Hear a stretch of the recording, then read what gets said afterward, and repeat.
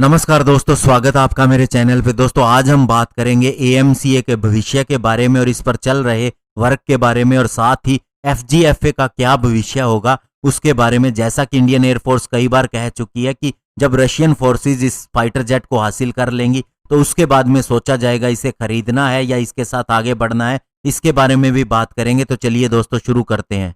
जैसा कि अभी दोस्तों मीडिया रिपोर्ट्स के अंदर आ रहा है कि AMCA 5th generation fighter programme को बढ़ा दिया गया है आगे, यानी इसके ऊपर काम इंटेंसिफाई कर दिया गया है, तेज कर दिया गया है। तो इससे दोस्तों एक चीज क्लियर हो जाती है कि इंडिया एफजीएफए जो जॉइंट प्रोग्राम था रशिया के साथ, उसके साथ आगे नहीं जाएगा। और ये प्रोग्राम जब रद्द हुआ था तभी एएमसीए का काम शुरू हुआ था। और जब हम एफजीएफए से हटे थे तो ये क्लेम किया गया था कि इसके अंदर न तो पूरी तरह से स्टेल्थ टेक्नोलॉजी है और इसका इंजन भी पुरानी जनरेशन का है। तो इससे दोस्तों जब इंडिया हट गया तो ये कंफर्म हो गया कि हमें कई सालों तक अब नया 5th जनरेशन फाइटर जेट नहीं मिलने वाला। और उसके बाद ये डिसाइड किया गया कि अब हम खुद का एक 5th जनरेशन फाइटर जेट बनाएंगे जो एएमसीए प्रोग्राम कहलाता है। और दोस्तों एक पत्रकार नीलम मैथ्यू लिखती हैं कि अब एयरफोर्स खुश है एचएएल के साथ 5th generation multi role fighter jet के ऊपर काम करके, और इसका मॉड्यूलर डिजाइन भी तैयार हो चुका है। ये एक सिंगल सीट एयरक्राफ्ट है। और राकेश भदौरिया जी ने बताया था, जो हमारे एयर चीफ मार्शल है, कि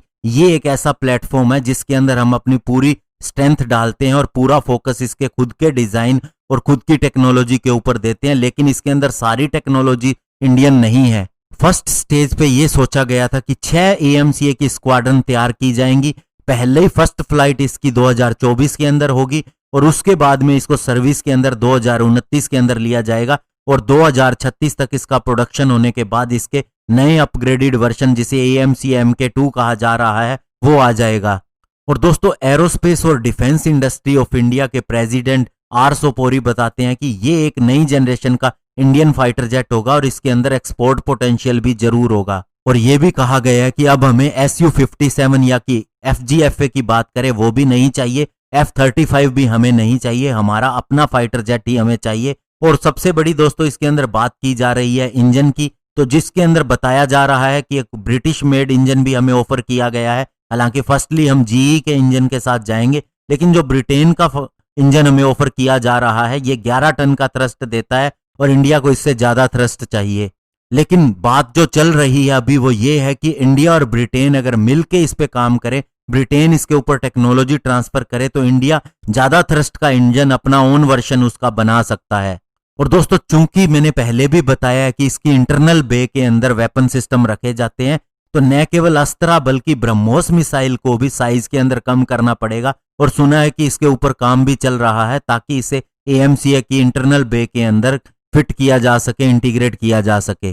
तो दोस्तों एक टॉप इंजीनियर जो इस काम के अंदर लगे हुए हैं उन्होंने बताया है कि यह कंफर्म है कि 2024 के अंदर इसका प्रोटोटाइप आ जाएगा, 2029 तक इसकी प्रोडक्शन शुरू हो जाएगी। तो ये दोस्तों पहले इस तरह से कभी भी नहीं कहा गया और ये कॉन्फिडेंस है क्योंकि हमने नेवल LCA तेजस का भी काम पूरा किया है, जिसको रिजेक्ट भी कर दिया था नेवी ने और जिसके ऊपर फंडिंग भी बंद हो गई थी, लेकिन फिर से गवर्नमेंट ने उसे शुरू किया और उसके अंदर हम सफल हुए। और अभी twin engine deck based fighter के लिए भी हरी झंडी दे दी गई है। तो ऐसे में दोस्तों उसका काम भी शुरू हो जाएगा। यानी अब कहने का मतलब ये है दोस्तों कि अभी कोविड-19 की वजह से जो LCA तेजस MK1A का काम शुरू होना था वो थोड़ा सा जरूर डिले हो गया, वो दिसंबर तक उसका काम शुरू हो जाएगा।